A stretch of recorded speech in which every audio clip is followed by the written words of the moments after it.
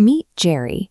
He lives his entire life on a remote island, spending his days hunting wildlife, carving wood, and raising his kids. By his tribe's standards, he's a remarkably good guy. Recently, he even crossed enemy lines to treat a badly injured rival. But Jerry's world isn't purely practical. Those wooden carvings he makes are used in rituals to worship forest spirits. Yet, when the village goes to sleep, Jerry often looks up at the stars and wonders if there is an ultimate creator out there, someone entirely separate from the local spirits. Jerry is never going to leave this island. No ships pass by, and no trade routes connect to his home. This guarantees he will live and die without ever seeing a Bible or hearing the name of Jesus Christ. So, what happens to Jerry when he dies? It feels strange to think a perfect judge would condemn a man for failing to pass a test he was never handed to begin with. Jerry's situation forces us to ask how divine justice actually works.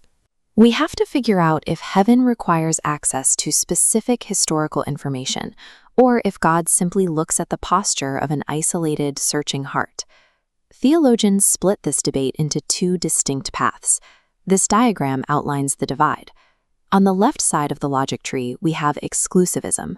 This view argues that passing through the specific doorway of believing in Jesus is the only way to be saved. On the right, we have inclusivism. This suggests a person can be saved by faithfully responding to the natural world and their own built-in moral conscience. But inclusivism creates a massive, immediate problem for missionaries.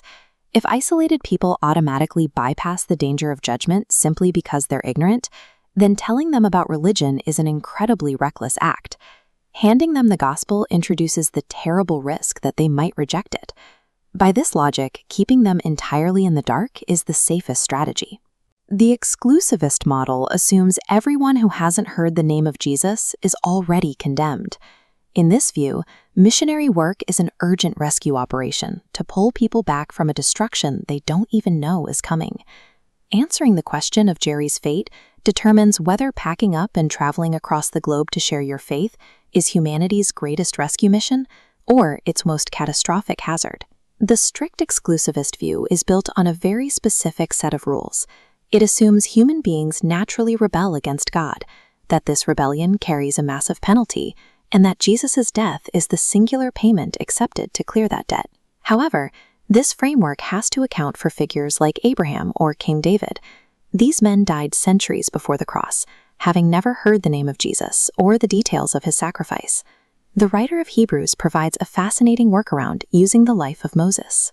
Looking at this timeline, Moses exists way back in the past, separated from the future event of the cross.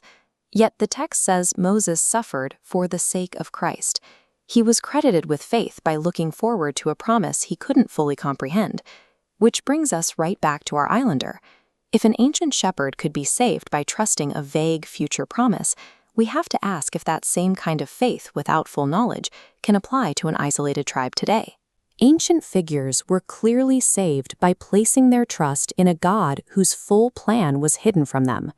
To say salvation requires modern, explicit Christian knowledge would mean ignoring God's own established historical precedent. We can test the inclusivist side by looking at times God operated entirely outside established religious borders. Take King Amalek from the Old Testament. He was a Gentile ruler living completely isolated from the Jewish people and their laws. Yet God speaks directly to this pagan king. In a dream depicted here on this ancient parchment, God actually vouches for Amalek.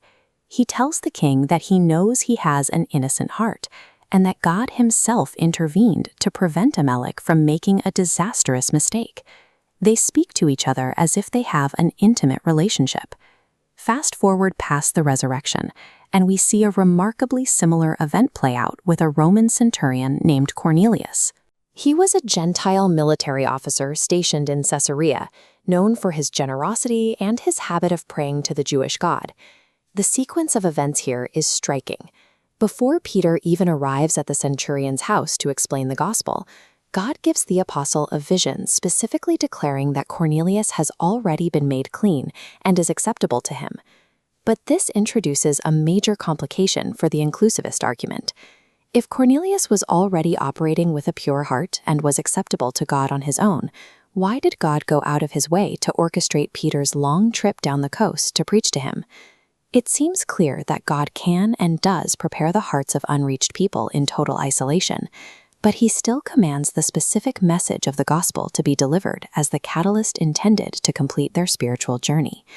To audit both of these systems, we have to weigh the outcomes. As this balance scale shows, exclusivism provides a clear motivation for urgent rescue missions, but it forces us to accept that isolated people are doomed for rules they didn't know. Inclusivism tips the scale toward a universal grace accessible across all eras of history. However, that comes at a high cost, validating every world religion as an equal path, making the early church's mission unnecessary. There is a third variable here, predestination. If you hold the view that God actively chooses individuals beforehand, the isolation problem vanishes. The logic dictates that if Jerry is chosen, God will orchestrate history and circumstance to guarantee a missionary washes ashore on that exact island. Let's look back at Jerry. Jesus once praised a corrupt tax collector who simply beat his chest and prayed for mercy, completely lacking sophisticated theology. Jerry, staring at the stars, feeling his own inadequacy, and quietly asking the universe for help, might be the exact same posture. A person's justification could theoretically happen the moment they observe the complex machinery of creation, feel conviction for their personal flaws, and humble themselves before their Creator. We may never have a perfect flowchart for how divine judgment works in the deepest jungles, but the evidence suggests God's reach is unbothered by geographic borders, and that a genuinely searching heart will be met by a God who is never far from any of us.